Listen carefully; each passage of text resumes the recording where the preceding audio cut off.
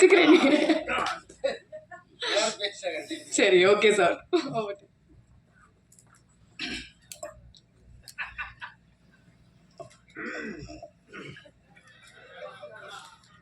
எல்லாருக்கும் வணக்கம். அப்புறம் எல்லாருக்கும் நன்றி. யார் வந்துடக்கூடாதுன்னு நினச்சினோ அந்த 2 பேரும் வர வச்சிட்டாங்க. இவனுக்குலாம் தெரியாமல் தான் அந்த நிகழ்ச்சி நடக்கணும்னு நினச்சேன். அபிஷேக் வேறு எனக்கு சர்ப்ரைஸு. ஏயா இப்படி ஒரு சர்ப்ரைஸாக ஒருத்தர் கொடுப்பான். நீ காலைல தான் சொல்கிறேன். ஒரு சர்ப்ரைஸ் இருக்குது. முக்கியமான 2 செலிப்ரிட்டிஸ் வராங்க. உங்களுக்கு வந்து வாழ்த்து சொல்கிறதுக்கு. ஐயோ அப்படின்னு இவங்க தான் நினச்சேன். கரெக்டாக அவங்க 2 பேரும் பேரையும் சொல்லிட்டேன் ரொம்ப பெருமையாக. தம்பி, உங்களோட 2 பேர் ஃபோட்டோ என்கிட்ட இருக்குது, மறந்துடாதீங்க. அதை உங்களுக்கு அனுப்பிச்சி வச்சுருக்கிறேன். இன்னும் பத்திரமா அதை லைக் போட்டு வர வச்சுருக்கிறேன். எப்போ வேணாலும் மீடியாவில் போஸ்ட் பண்ணிடுவேன், தெரிஞ்சுக்கிங்க. சோசியல் மீடியாவில் அதை மனசில் வச்சுட்டு பேசுங்க. இனிமேல் மேடையில் பேசினேன் என் வயசை பற்றி இல்லாமல் நீங்கள் விமர்சனம் பண்ணுறீங்க. இருக்கட்டும். ஏண்டா ஒரு யதார்த்தமாக ஒரு அப்பா ரோல் கொடுத்தாங்கன்னு வெள்ளடிச்சுன்னு நடித்தா உடனே எனக்கு 60 வயசுன்ற ஒருத்தன், ஒரு 58 வயசுன்றான். தம்பி, எனக்கு ஒரு வாய்ப்பு கிடைக்காம போயிடும். இல்லை இருக்கு, நான் வெயிட் பண்ணுறேன். ஆனால் ஏதாவது ஒரு சூழ்நிலையில் அந்த ஃபோட்டோவை நான் போடுறேன்டா. இருந்தாலும் நீங்கள் வந்ததுக்கு ரொம்ப நன்றி 2 பேருக்கும். லவ் யூடா. ஐயோ அதுவே பயமாக இருக்குது, என்ன பண்ண போகிறான்னு தெரியல. ஏன்னா அந்த ஃபோட்டோ வந்து ஒரு அதிகாலையில் ஒரு 4 மணிக்கு எடுத்த ஃபோட்டோ. அப்போ யோசிச்சு பாருங்கள் எப்படி இருப்பாங்கன்னு. அதில் நானும் உள்ளே இருக்கேன், அதனால தான் அந்த போட முடியல. இல்லை எப்பயோ போட்டு மாட்டி விட்ருக்கேன். ரொம்ப ஒரு உற்சாகமான ஃபோட்டோ அது. முதல்ல எஸ்ஆர் பிரபு சார் ரொம்ப நன்றி. ஏன்னா ஒரு படம் வந்து இது எப்படிப்பட்ட படம்ன்றதை நீங்கள் வாங்கினோடனே எல்லாருக்கும் அது தெரிஞ்சிருச்சுன்னு நினைக்கிறேன். ஸோ எல்லாருக்கும் ஒரு நம்பிக்கை முதல்ல வந்திருக்கும். அதுக்காக முதல்ல உங்களுக்கு நன்றி சார். ஏன்னா நீங்கள் நல்ல படங்களுக்கு சப்போர்ட் பண்ணுவீங்க. அந்த வகையில் இந்த படத்துக்கு சப்போர்ட் பண்ணது ரொம்ப நன்றி. அடுத்தபடி சத்யராஜ் சார், அவர் இன்றைக்கி வரல, அவருக்கு ரொம்ப ரொம்ப நன்றி. ஏன்னா படம் நாங்கள் ஒரு முடிகிற ஸ்டேஜில் தான் வந்து டைரக்டர் வந்து அப்ரோச் பண்ணார். எந்த தயக்கமும் இல்லாமல் படத்தில் கொஞ்சம் எடுத்த வரைக்கும் போட்டு காமிச்சு அவர் பார்த்துட்டு அவர் பிடிச்சி இது நடித்தது ரொம்ப ரொம்ப சந்தோஷம். ரொம்ப நன்றி சார் இந்த மேடையில் உங்களுக்கு. அப்புறம் வடிவேல் சாருக்கு ரொம்ப நன்றி. ஏன்னா எனக்கு தெரிஞ்சு அவர் நடிக்காமல் முதல் முறையாக பாடுறாருன்னு நினைக்கிறேன். ஸோ அது வந்து எங்களுக்கு கிடைச்ச ஒரு பெரிய வாய்ப்பாக நினைக்கிறோம் நாங்கள். இந்த நேரத்தில் உங்களுக்கு நன்றி சொல்லிக்கிறேன் சார். அப்புறம் வந்து நிறைய பேர் விட்டுட்டேன்னா எல்லோரும் சொல்கிற மாதிரியே மன்னிச்சிருக்கேன்.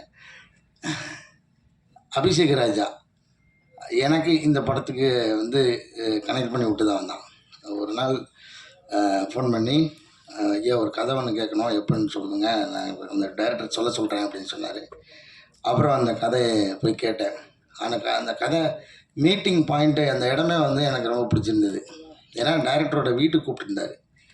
ஸோ ஒரு தயக்கம் இல்லாமல் வீட்டுக்கு கூப்பிட்டு, ஒரு தொழில் சார்ந்து நான் பெரும்பாலும் நான் வீட்டில் யாரையும் கூப்பிட்டு சந்திச்சதில்லை. நான் வெளியில் எங்கேயாவது ஒரு புது இடத்துல என்னோடய அலுவலகத்தில் அப்படி தான் சந்திப்பேன். ஸோ வீட்டுக்கு கூப்பிடும்போது எனக்கு ஒரு நெருக்கம் இருந்துச்சு அதில்.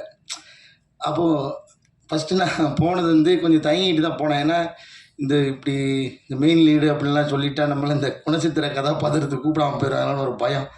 அதுக்காக இது பண்ணலாமா வேணாமான்ற ஒரு தயக்கம் தான். பட் இந்த படம் அப்படி மெயின் லீடு அப்படின்னு இருக்காது. எனக்கு தெரிஞ்சு இது எல்லா கேரக்டர்ஸும் ஒரு பில்லராக இருக்கும். இந்த கதை அப்படி இருக்கும். அப்புறம் அந்த கதையை அவர் சொன்னார். அதுக்கப்புறம் எனக்கு அந்த பயம் தெளிஞ்சிருச்சு. ஏன்னா அந்த ஒரு வழக்கமான அந்த சினிமாட்டிக் அந்த எக்ஸ்பீரியன்ஸில் இல்லாமல் இது வேறு ஒரு டைமென்ஷன் அந்த கதை சொன்னார்.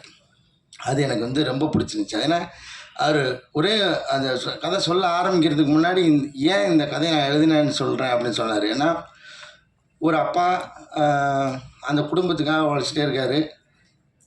இது வரைக்கும் ரெகுலரான கதை தான். அவர் என்ன உணர்வை சொல்ல வந்தார்ன்றது எனக்கு பயங்கரமாக நச்சுன்னு அப்படி அடிச்சிருச்சு. ஏன்னா ஒரு டீனேஜ் வரைக்கும் பசங்க வந்து ரொம்ப அந்த ஸ்பரிசத்தோடையே இருப்போம். அப்பா மேலே உருண்டு பருண்டு விளையாடிக்கிட்டு அந்த மாதிரியான அந்த ஸ்பரிசத்தோடையே வளர்ந்துக்கிட்டே இருப்பாங்க. ஒரு டீனேஜுக்கு அப்புறம் அது பையனோ பொண்ணோ கொஞ்சம் கொஞ்சமாக அந்த அப்பாவோட உடம்புலேருந்து கொஞ்சம் கொஞ்சமாக விலக ஆரம்பிப்பாங்க. அப்போ அந்த அப்பா ஸ்பரிசத்தை மிஸ் பண்ணுவார். ஏன்னா பசங்களுக்கு தெரியாது. பசங்களுக்கு அவன் அப்பா ஆகும்போது அது புரிய நினைக்கிறேன். அப்போது அந்த இடம் எனக்கு ரொம்ப பிடிச்சிருந்தது. ஆமாம், இது வந்து அப்பா சொல்லவும் முடியாது. எங்கன்னா இது வந்து அண்ணா நான் எப்போயுமே பெரும்பாலும் நேரம் எடுத்துக்க மாட்டேன். இன்றைக்கி ஒரு நாள் என்னை அனுமதிச்சிருக்கேன். கடைசியாக வேறு கூப்பிட்டாங்க. எப்போனா ஒரு ஒரு எப்படி சொல்கிறது, ஒரு ஒரு எலிட் பீப்புள்ஸ் அந்த மாதிரி இருக்கிற மக்களுக்கு வந்து அது ரொம்ப சாதாரணமாக அவங்களுக்கு அந்த ஸ்பரிசம் எப்போயுமே இருக்கும். ஏன்னா அவங்களுக்கு அது ஒரு வேறுபாடாகவே இருக்காது. அப்புறம் இந்த மிடில் கிளாஸில் இருக்கிறவங்களுக்கு வந்து நிச்சயமாக அந்த அந்த டீனேஜ் தாண்ட அவங்க அந்த ஸ்பரிசத்துலேருந்து விலகுவாங்கன்றது நான் அனுபவிச்சிருக்கேன். எங்கள் அப்பா அதுக்கு ஏங்கினதை நான் பார்த்துருக்கேன். ஒரு பாயிண்டில் எங்கள் அப்பா வந்து ஃபேக்காக என் கூட ஃப்ரெண்ட் ஆகிட்டார்.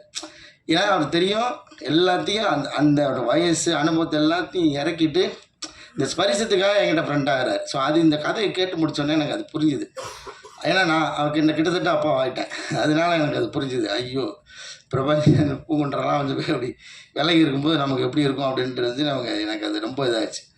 அப்புறம் அந்த கதையை சொல்லி முடித்தோன்னே ஓகே, இதை நிச்சயமாக பண்ணிடணும், விட்டுறக்கூடாது அப்படின்னு நினச்சேன். கார்த்திகேயன் மணி சார் ரொம்ப நன்றி சார், இயக்குனர், படத்தோட இயக்குனர். அப்புறம் வந்து இந்த படத்தை பற்றி நான் நிறையா பேச விரும்பல. எனக்கு நான் இந்த படத்தை திரும்ப எவ்வளோ உள்ள ஊடுருவி பார்க்கும்போது எனக்கு ஒன்று மட்டும்தான், அந்த ஒரு வாசனை மட்டும் அடிச்சுட்டே இருக்குது. அது வேற ஒன்றும் இல்லை, எங்கள் அப்பாவோட சட்டையோட வாசனை அடிச்சுட்டே இருக்குது. அது நீங்கள் இந்த படம் பார்க்கும்போது சினிமா தேட்டரில் நீங்கள் அது மட்டும்தான் எடுக்க முடியாதுன்னு நினைக்கிறேன். உணர்வுகள் எல்லாமே உங்களுக்கு வந்துடும், காட்சி, இசை எல்லாமே கிடைக்கும். இந்த படத்தில் எனக்கு தெரிஞ்சு அந்த வாசனை அடிக்கும்னு நான் நம்புகிறேன். அப்படி அடிச்சதுன்னா இந்த படத்தோட சக்ஸஸ் நான் நினைக்கிறேன். ஏன்னா நான் அதை உணர்ந்தேன், நடிக்கும்போது உணர்ந்தேன், அது படமாக பார்க்கும்போது நான் உணர்ந்தேன். அது ரொம்ப அபூர்வமாக நடக்கிற நிகழ்வு. ஏன்னா ஒரு படத்துக்குள்ளேருந்து ஒரு வாசனை அடிக்கிறதுன்றது ரொம்ப அபூர்வம். இந்த படத்தில் அது நடக்கும்னு நம்புகிறேன். ஸோ அதுதான் இந்த படத்தை பற்றி நான் சொல்லணும்னு நினைக்கிறது. அதுக்கப்புறம் நீங்கள் பார்த்துட்டு நிச்சயமாக ஒரு நல்ல படத்தை நீங்கள் விட்டுற மாட்டீங்கன்னு தெரியும். அந்த நம்பிக்கை தான். வழக்கமாக எல்லோரும் கேட்குற மாதிரியான கோரிக்கைகளை வைக்க விரும்பல. நீங்கள் படம் பாருங்கள். நிச்சயமாக படத்துக்கு அப்புறம், படம் ரிலீஸ் ஆனதுக்கப்புறம் நிறைய பேச வேண்டியிருக்கும்னு நினைக்கிறேன். எல்லோரும் வந்ததுக்காக முதல்ல ரொம்ப நன்றி. அப்புறம் ஆனந்த் ஜிக்கு, எங்கள் படத்தோட சினிமாட்டோகிராஃபர், ரொம்ப எளிமையான சினிமாட்டோகிராஃபர். எப்படி இந்த கதையை ஒரு கதைக்கு எப்படி துருத்திடக்கூடாதோ, ஒரு தடவை இதே மேடையில் தான் பாலமந்திர சார் சொன்னார், ஒரு சினிமாட்டோகிராஃபியும் மியூசிக்கும் அப்படின்னா ஒரு என்னை பார், என் திறமையை பாருன்னு வெளியில் துருத்தி தெரிஞ்சிடக்கூடாது. அது அந்த கதைக்குள்ளே முங்கியே இருக்கணும். அதுதான் ஒரு தரமான சினிமாட்டோகிராஃபி, அதுதான் ஒரு தரமான இசை அப்படின்னு சொல்லி இந்த மேடையில் வச்சு சொல்லியிருந்தார். நான் அங்கே ஆடியன்ஸ் உட்காந்து கேட்டிருக்கேன். ஸோ அந்த மாதிரியான ஒரு ஒர்க்கு ஆனந்த்ஜியோடது.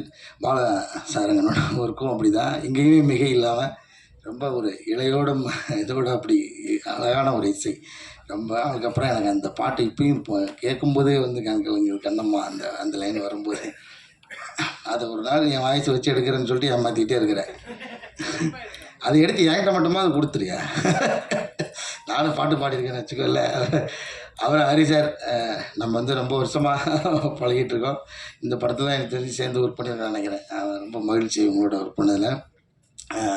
சார், பிரபு சாருக்கு மீண்டும் நன்றி. ஏன்னா நம்ம ஆர்டராக பார்த்துட்டே பேசிட்டு வர்றதுனால அது மிஸ் ஆகக்கூடாது. ரோஷினி, உங்களோட ஒர்க் பண்ணதில் எனக்கு ரொம்ப ரொம்ப மகிழ்ச்சி. நீங்கள் ஒரு யதார்த்தமான நடிகை, எனக்கு ரொம்ப பிடிக்கும் உங்களோட நடிப்பு. ஸ்னேகன் சார், உங்களோட பங்களிப்பு எங்களுக்கு வந்து எப்படின்னா, கலையரசனாமெல்லாம் சொன்ன மாதிரி நாங்கள் உங்களோட சேர்ந்து ஒர்க் பண்ணும்போது அதில் நீங்கள் எனக்கு என் அண்ணன் சொன்னது எனக்கு ரொம்ப சந்தோஷமாக இருந்தது. ஏன்னா நான் நிச்சயமாக உங்களோட சின்ன பையன் தான் நினைக்கிறேன் சார். இருந்தாலும் நீங்கள் உங்களோட இந்த படத்தில் நீங்கள் எங்களோட இருக்கிறது எங்களுக்கு ரொம்ப பெருமையாக நினைக்கிறேன் சார். ரொம்ப தேங்க்ஸ். ஷெல்லி, நான் வந்து உங்களுக்கு வந்து இப்போ தான் ஷெல்லின்னு கூப்பிட்றதுக்கு எனக்கு தைரியம் வந்திருக்கு.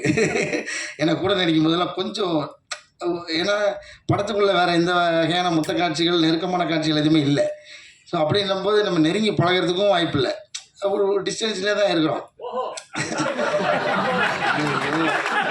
நான் கொஞ்சம் அண்ணாந்து பார்த்து பேசிட்டேன் சார்.